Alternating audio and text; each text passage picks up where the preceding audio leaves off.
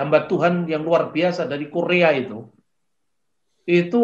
tertulis sampai detail arti namanya, tahunnya, ayatnya, latar belakang teologisnya lengkap itu. Silsilah di kitab Kejadian dilihat dari sudut pandang penyelenggaraan sejarah penebusan. Ini ada beberapa jilid. Oh, ini cermat sekali di sini sampai apa setiap generasi dengan nama arti namanya, kemudian makna teologisnya ya. Sangat detail buku ini. Ini menurut saya karya yang luar biasa, bisa memperlengkapi apa kajian kita. Yang saya lakukan itu melengkapi dari sudut pandang arkeologinya. Tapi kalau lebih banyak terkait dengan apa makna teologisnya, buku ini sangat saya anjurkan untuk melengkapi kajian kita ya. Saya kira itu. Shalom. Dr. Abraham Pak mengawali bukunya dengan sangat menarik dari kitab Taurat, yaitu Ulangan pasal 23 ayat 7, yang berbunyi, ingatlah pada zaman dahulu kala, perhatikanlah tahun-tahun keturunan yang lalu, tanyakanlah kepada ayahmu, maka ia memberitahukan kepadamu, kepada para tua-tua, maka mereka menyatakannya kepadamu. Seperti biasanya kita mempelajari ilmu sejarah. Dalam mempelajari Alkitab, ada kecenderungan besar orang-orang Kristen merasa bosan dengan angka-angka tahun, umur-umur tokoh Alkitab,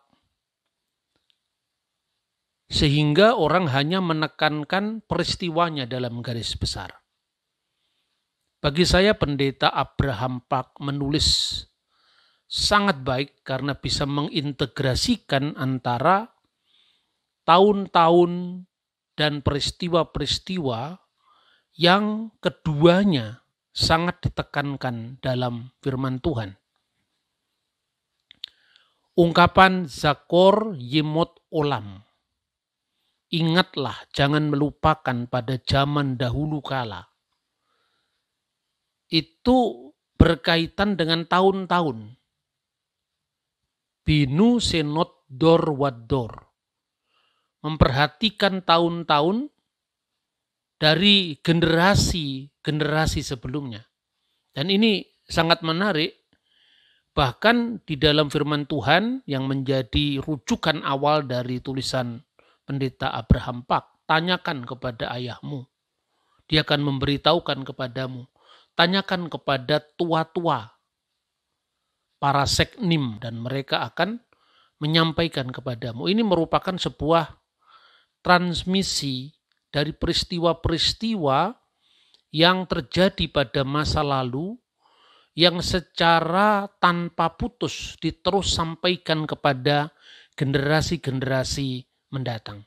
Dan ini pentingnya jalinan antara angka-angka tahun dan peristiwa-peristiwa. Dr. Pak adalah seorang yang pertama mencermati relasi penting antara tahun-tahun peristiwa sejarah dan pelajaran teologis yang Tuhan berikan kepada semua anak-anaknya. Itulah sebabnya ketika Allah menciptakan langit dan bumi dalam kurun waktu atau dalam hari-hari, setelah itu, setelah penciptaan langit dan bumi itu, segera disusul dengan ungkapan Toledot, yaitu silsilah, Semayim We'eret, jadi langit dan bumi. Begitu juga ketika Tuhan menciptakan Adam dan Hawa.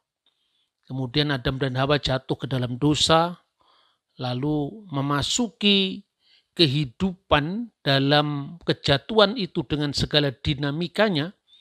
Tuhan selalu campur tangan dalam kehidupan nenek moyang umat manusia itu. Lalu setelah peristiwa-peristiwa yang disampaikan itu, kemudian disusul dengan deskripsi Toledot Adam, yaitu silsilah Adam.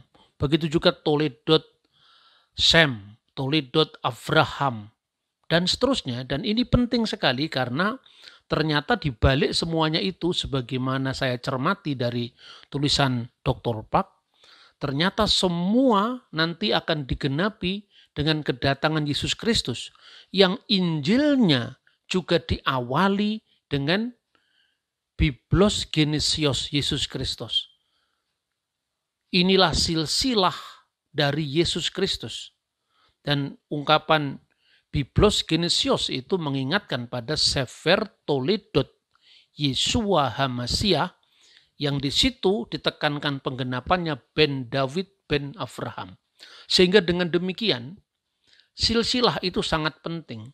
Karena dengan kita memahami silsilah itu, maka kita memenuhi apa yang dikatakan firman Tuhan, Zakor Yemot Olam. Ingatlah pada zaman dahulu, Binu Senot Dor Wador. Dan perhatikanlah tahun demi tahun dari generasi-generasi yang sudah lewat. Disitulah Allah berkarya di dalam waktu, yaitu sejarah penyelamatan umat manusia yang digenapi dalam Yesus Kristus.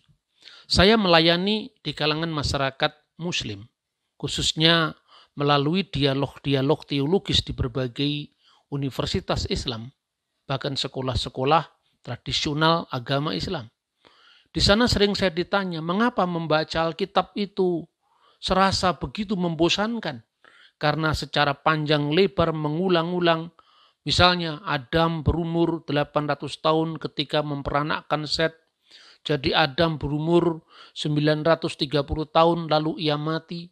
Set hidup 150 tahun ketika memperanakkan Enos, jadi Set umur 912 tahun lalu dia mati, maka matilah ia, maka matilah ia, setelah ada deskripsi tentang umur-umur. Ini terasa membosankan. Biasanya saya hanya menjawab dengan perbandingan kultur antara masyarakat Semitik kuno, karena baik Yahudi, Kristen, dan Islam itu lahir di masyarakat Timur Tengah, silsilah dalam Islam. Tetapi setelah saya membaca tulisannya Pendeta Park, saya mendapatkan cara lebih mudah untuk bagaimana melayani mereka dengan mengatakan, coba bukan sekedar angka-angka tahun, usia-usia tokohnya, tetapi juga di balik semuanya itu Tuhan memiliki rencana, dan itu yang secara rinci dibahas dalam buku Pendeta Park. Nah, itulah manfaat bagi saya yang penting di dalam pelayanan, khususnya untuk menjembatani gap pemahaman antara masyarakat kuno dan masyarakat modern. Misalnya, bahwa masyarakat baru itu, masyarakat modern maksud saya, itu cenderung mengukur, bukan hanya bicara tentang Alkitab, bicara tentang sejarah umum pun, itu cenderung mengukur apa yang terjadi pada masa lalu dengan segala dinamika dan kompleksitas sejarahnya yang berbeda, diukur dari ukuran sekarang. Dan dengan demikian orang lebih mudah menyalahkan Alkitab. Kita sekarang sudah sangat jarang hidup dengan 5 generasi ke belakang. Saya masih mengalami hidup dengan 5 generasi sebelum saya. Jadi dari orang tua ayah ibu saya dan orang tua dari ibu saya, nenek saya, dan orang tua dari nenek saya. Itu 4 generasi.